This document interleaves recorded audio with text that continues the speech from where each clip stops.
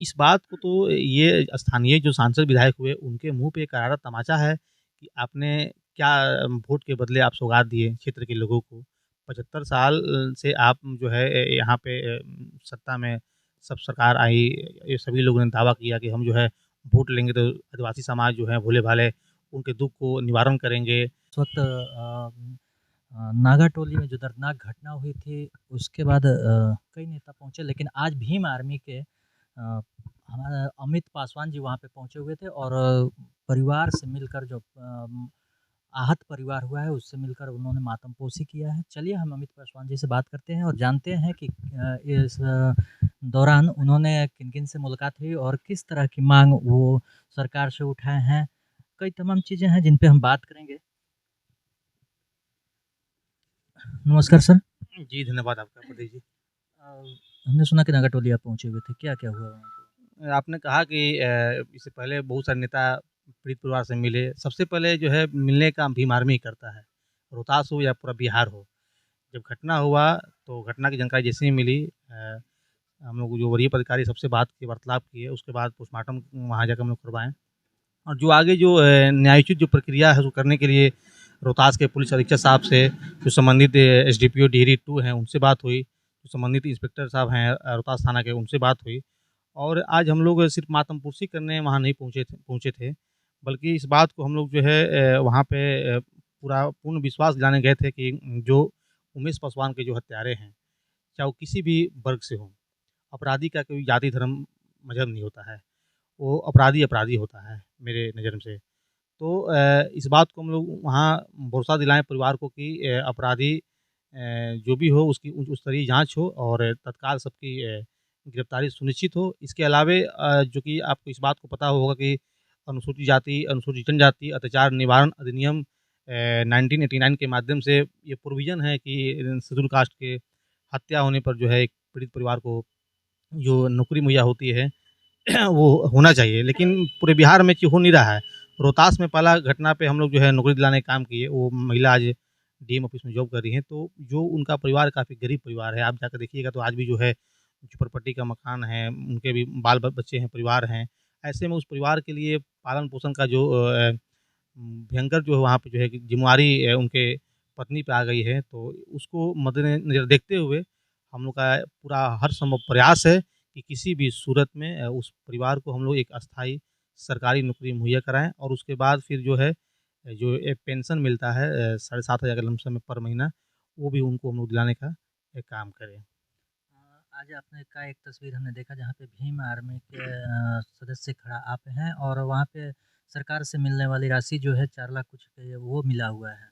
जी, बिल्कुल, ये हम लोग का काफ़ी दबाव था, इससे पहले भी बहुत सारी घटना जिले में हुई है, लेकिन इतना तत्काल एक्शन जो है रोहतास के डीएम साहब और जिसके माध्यम से ये जो राशि आवंटित होती है आपको रोहतास के जो जिला कल्याण पदाधिकारी साहब हैं, तो ये तत्परता पहले कहीं भी दिखाई नहीं पड़ी थी। लेकिन हम लोग इस घटना को जो है काफ़ी करीब से इसको हम लोग जो है लड़े और हम लोग का पूरा प्रयास था हम चूँकि हम तो उसी दिन चाह रहे थे कि ये जो है सारा जो कंपनसेशन जो होता है वो 4,12,500 जो मिलता है, चार्जशीट से पहले और चार्जशीट के बाद फिर 4 लाख मिलता है, टोटल 8,25,000 का समथिंग अमाउंट है, तो वो चीज़ हो।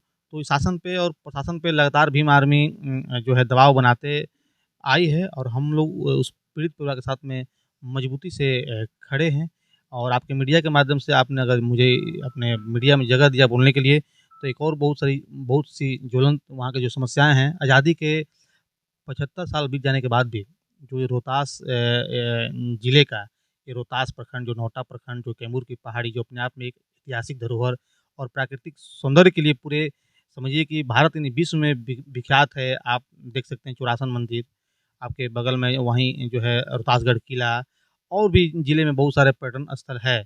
लेकिन उसको जो है मजबूत करने के लिए, टूरिज़्म को डेवलप करने के लिए सरकार के द्वारा और स्थानीय इससे पहले जो सांसद हुए, जो विधायक हुए, हालाँकि मैं उनकी आलोचना नहीं कर रहा हूँ, सभी ने अच्छा काम किया, लेकिन जो कार्य तेज़ी से होना चाहिए, वो हुआ नहीं।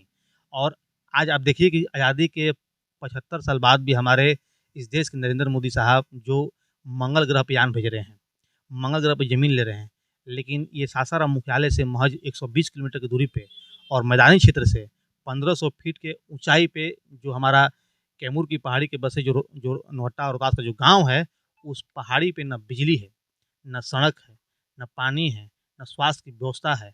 आप इस बात को समझिए कि मैं अपनी अंतरात्मा से बोल रहा हूँ कि आज भी लोग इतने हाई जो है टेक्निकल चीज़ होने के बाद भी स्वास्थ्य की व्यवस्था ऐसा है, वहाँ पे लोग जो है खटोला पे मरीज़ को नीचे उतारते हैं।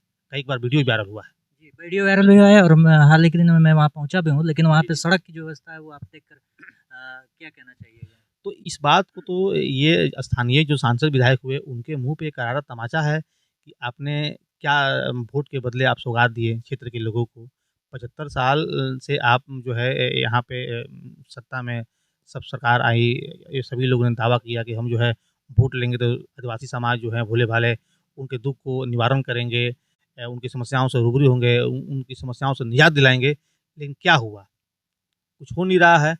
और एक एक बहुत ही ज्वलंत मुद्दा ये है कि आप इस बात को समझे होंगे कि बहुत सा जगह सुन रहे हैं कि माइनिंग-वाइनिंग हो रहा है, जो वन सेंचुरी में जो ये पहाड़ी एरिया था, उसको जो है हटाकर और राजस्व में मुनाफ़ा कमाने के लिए अरबों-खरबों में जो है, जो चल रहा है ये सौदेबाजी का खेल, तो वन सेंचुरी में कुछ एरिया को आप माल कमाने के उद्देश्य से उसको हटा दे रहे हैं।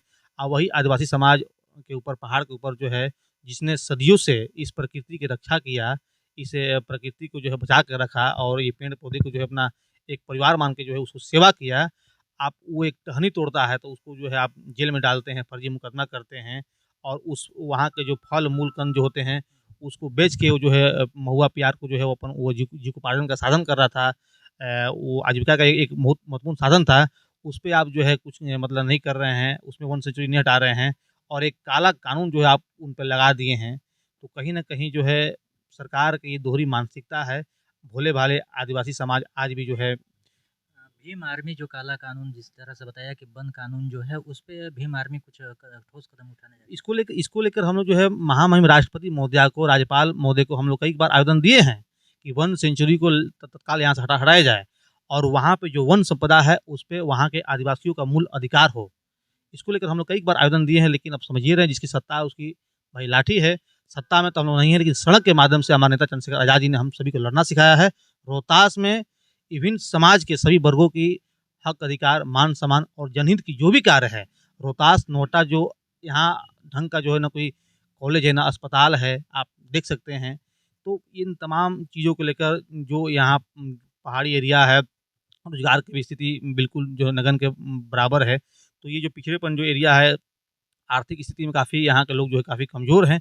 इन तमाम चीज़ों को लेकर हम लोग लगातार क्षेत्र में जो है संघर्ष करते रहेंगे आगे भी और ये लड़ाई जो है जारी रहेगी। एक सवाल भीम आर्मी जब भी इस तरह की घटना हुई है, भीम आर्मी चाहे किसी वर्ग में हो, भीम आर्मी सबसे पहले पहुँची थी। अब की बार भीम आर्मी थोड़ा सा लेट क्यों?